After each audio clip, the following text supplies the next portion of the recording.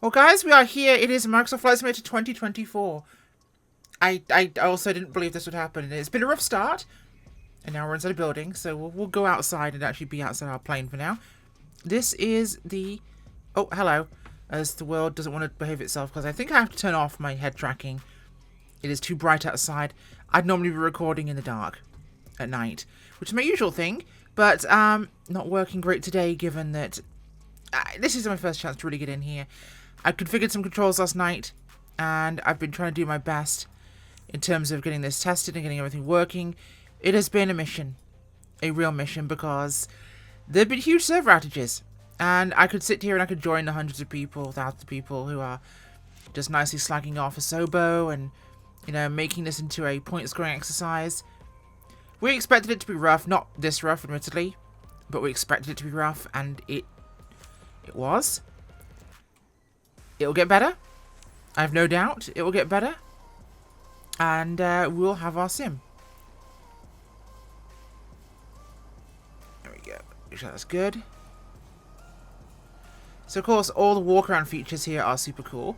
We're at Bella Coola in British Columbia, Canada. It looks so good, doesn't it? The lighting is phenomenal, I've got to say.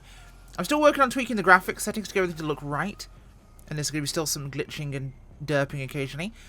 It's kind of a given. It's a brand new simulator, and it's what I'm really kind of expecting to see. I tried the Savage Norden from Got Friends last night. Phenomenal aeroplane. Loved the little thing. But I thought a big radial float plane is definitely more my speed. And Any Builds, sorry, Mike Johnson, sorry, I believe it was, that did this one for the sim, did a great job.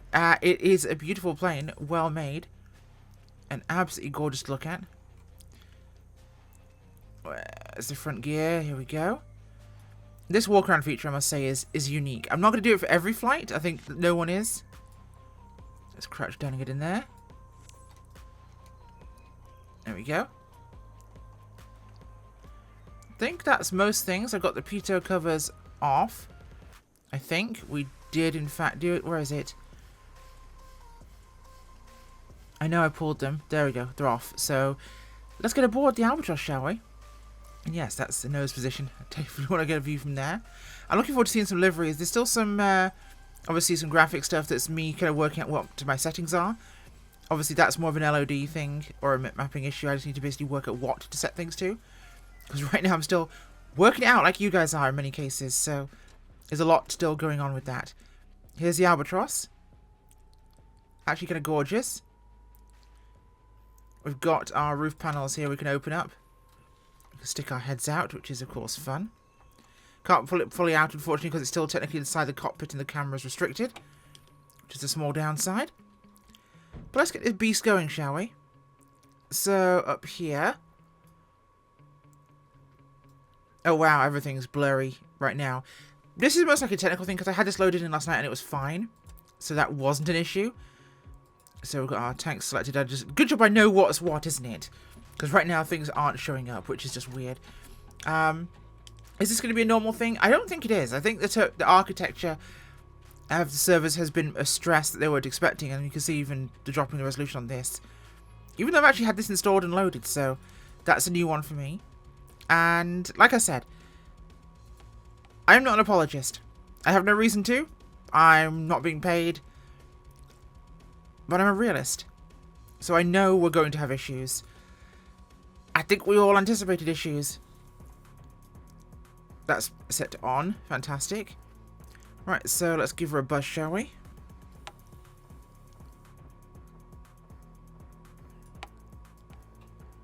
Clear prop. You want me to pretend to do that when there's no one around to actually hit the prop?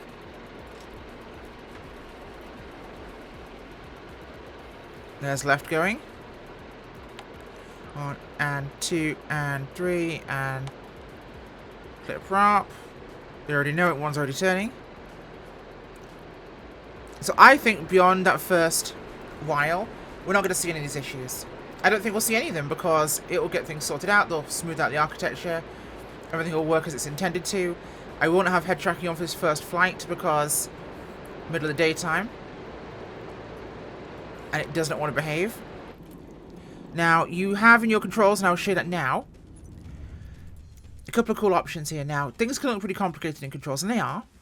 However, you can actually set profiles here. Now, I've set my keyboard profile to 2020. So everything should match on your keyboard in terms of controls the 2020 layout. Now, you can use the 24, but some things don't do anything, like your arrow keys will move your eye pointer around in the cockpit, not move your head. So you'll look around rather than translating around. So there's different profiles here. Of course, I have my profile on here. You could set a 2020 profile, 2024. I have this one because I've added a couple of walking controls to mine, so I can update my 2020 by adding the on-foot walking and tweaking one or two bits and pieces. Now, there are default profiles for the Bravo, for the Honeycomb Alpha, for my track IR, for my Predator pedals, for a controller. So all those things are there. All of our various extras and options are on here. What is it? Icing effects on. Turbulence is realistic. GFX jet pilot. Well, civil aviation pilot. Let's go with that. And I do like it. I gotta say, I do like it. I want to change my username, but that's another matter entirely. I haven't used any of those functions yet, or the online functions in terms of actually flying online. Now, I don't actually know how to get rid of my ladder. How do I get back inside? Oh, right, like that. Because the chocks are still in place, so how do I get out? Do I have to go back to the door here? Let's see if we can go back to the door, shall we?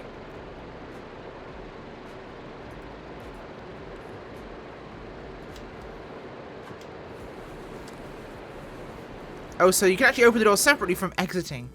I think we'll see more developers do things like that. Now, I don't see a way of moving this. This has no click spots or selections on it. Holding the wrong things there. I also can't remove the chocks for some reason. They seem to be stuck there, so maybe we're okay. I don't know. But what we're going to do is going to take this beast for a spin. Alright, so everything's sorted out there. Not the best, because obviously the LOD dropping is not pleasant, but it's what we've got, so. Has that removed those things? It has not removed those things, so I can throttle up and move, and we still have the ladders on the side there. And, okay, they've disappeared because I've moved. Fantastic. So sim performance is definitely rocky still, and this will not be a very long flight. I just want to basically show you us taking off and heading to the water. It has its moments of being semi-smooth, then it gets a bit choppy again. But I think it's got a lot of potential. I thought it had potential in Arizona. I was excited about it then. And I'm more excited now, having seen it with my own hands and controls. I will say, and look at the instruments there, they've just tuned the hell out. Yeah. This is day 2. This is literally the Wednesday afternoon. You're seeing this before this goes out. Things are rocky right now, admittedly. And I'm not particularly impressed, because I think that Microsoft should have had the lateral architecture and the lateral capacity to basically handle demand, and it has not gone that way. That is something I truly believe should have been anticipated, having more headroom and a lateral expansion to the headroom, because they basically got inundated with server requests, with people basically looking for authentication and other factors like that. We're up.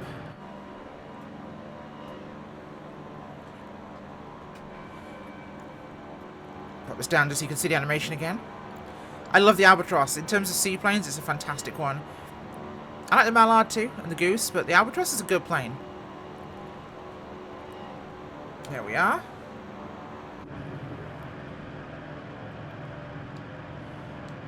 Mounted a shadow over there with the light. So the actual lighting visuals of this sim are really, really nice.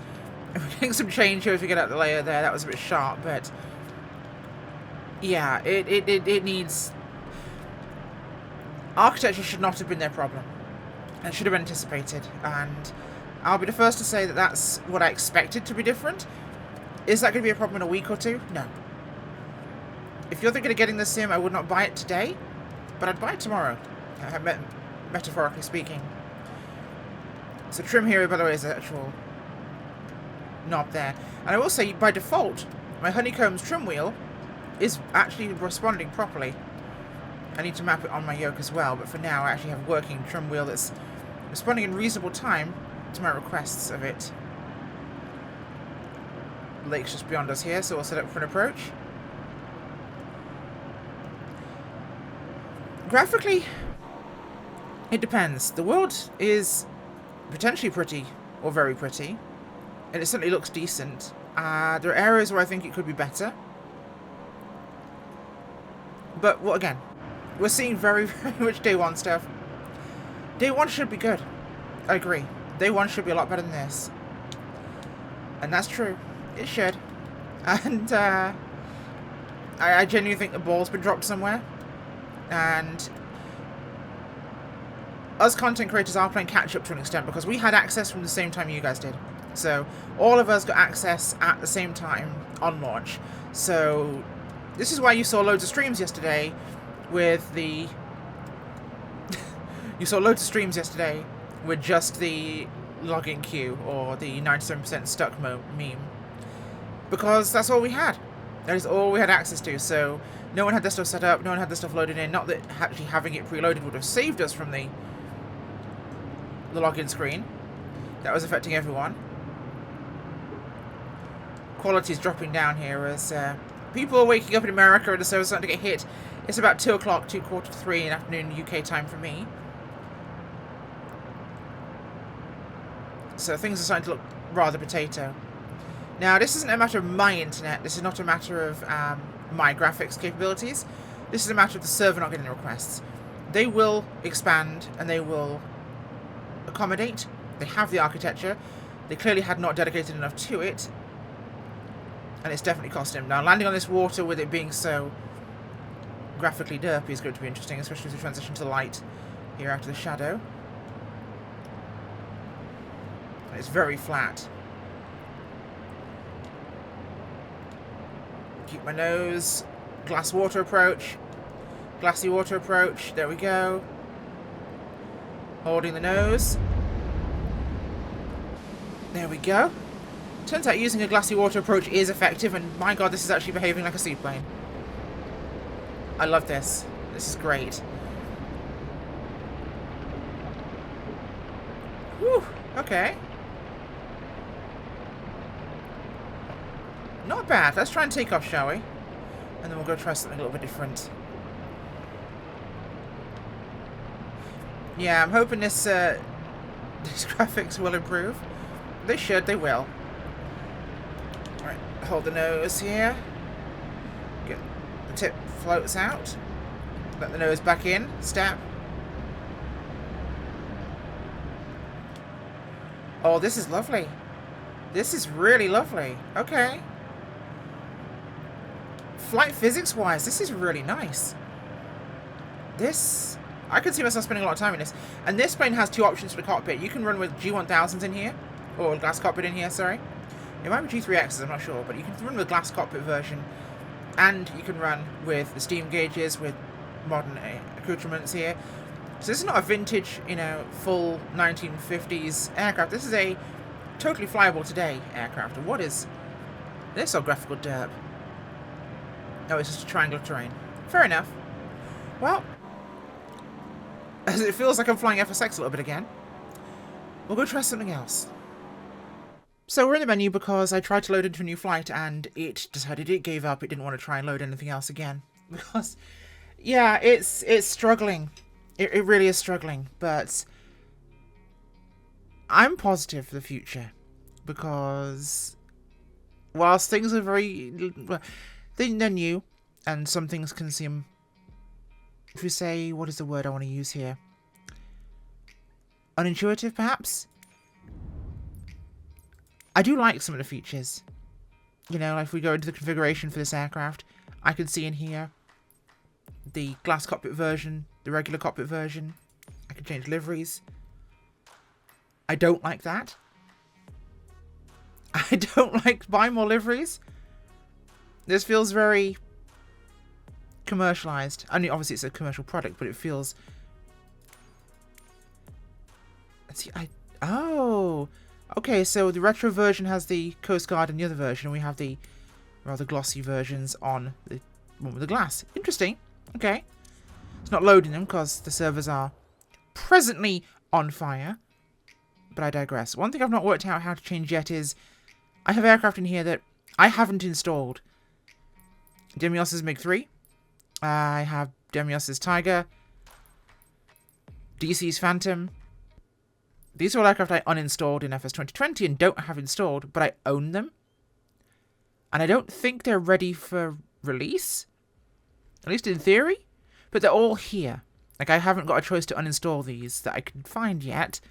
Which I will be looking for, of course. Because that's going. That is absolutely going. That was entertaining, but it's also going, unfortunately, because yeah, it's kind of meh. Either way, I digress. Point is, everything is in here, whether I want it really or not. So that's going to be something I'll have to work out how to change. Because I don't want all of these aircraft. But I will say the world map is kind of cool, although I will say your head tracking will make you look around this because it's the real world in the sim. So you'll look around in the world map, which is quite entertaining. In terms of our settings, this is something I couldn't fully show you, of course, in the actual in-game, because some of those things aren't visible. But in terms of graphical options, there's some really cool things we can do in there, and things we can mess with here. Obviously, flight model systems, obviously realism and things we've got to play with there, as usual. Our online settings, I have aircraft traffic off at the moment, just for the sake of not wanting to deal with it. Same with live weather, you can have that on or off. Multiple is definitely staying off for now. But I think some parts of the world are having more issues than others. That's going to be one of those up and down things. It's always going to have its issues. That's not an excuse. It should have been better. Cool feature, though.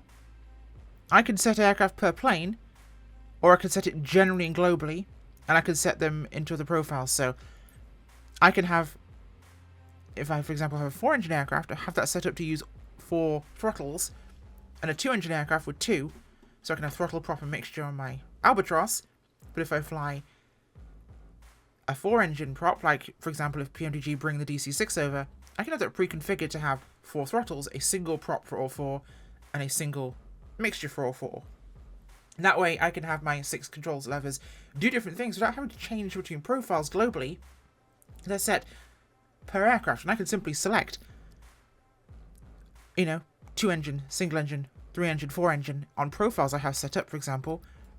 On the quadrant, if I have a profile there, I can have a couple of profiles, and I can just set that to each aircraft I want to have them as. It's a nice little convenient feature when everything's working. It'll be fantastic. And it'll really give us some cool options. There's so much potential here that this can be. It absolutely isn't at the moment, but it will. I have faith.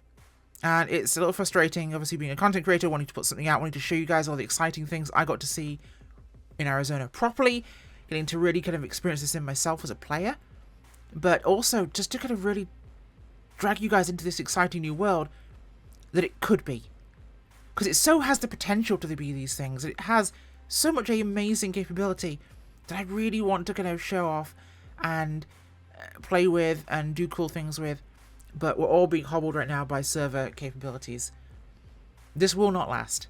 I have faith it will not last. It simply won't. They'll handle it and it will be a thing of the past. Well, no, it'll be a thing that the naysayers hold on to for another 4 years to criticize it when it's actually a pretty fantastic sim in a year, 2 years. They'll still hold on to, remember the launch fiasco? Remember how bad things were? Yeah, they'll always remember that, just like with 2020, how they remember the launch stuff. And it came out to be a pretty good sim. I don't like sitting here on a menu telling you guys about a flight sim. I wanted to be in the plane. At least we got to fly one. And I look forward to cool things in the future. We'll just have to see what those are. Happy flying if you can. And if not, I hear grass is pretty good to touch if you could find it under the snow. Thanks for watching, guys. Bye.